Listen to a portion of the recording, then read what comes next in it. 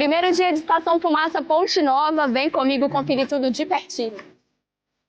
Começando pela primeira estação de costela fogo de chão. Olha que coisa mais linda essas costelas aqui logo na entrada e também a roda gigante de costela. Logo do lado da costela de fogo de chão você vai encontrar a porqueta, para quem gosta daquela gordurinha. Quando a gente fala que aqui tem de tudo, a gente não estava brincando. Para quem gosta do peixe, aqui você vai encontrar salmão defumado e temaki de salmão também. E o negócio é o seguinte, hein? Diretamente de Ponte Nova, na minha cidade, para poder fazer fogo de chão.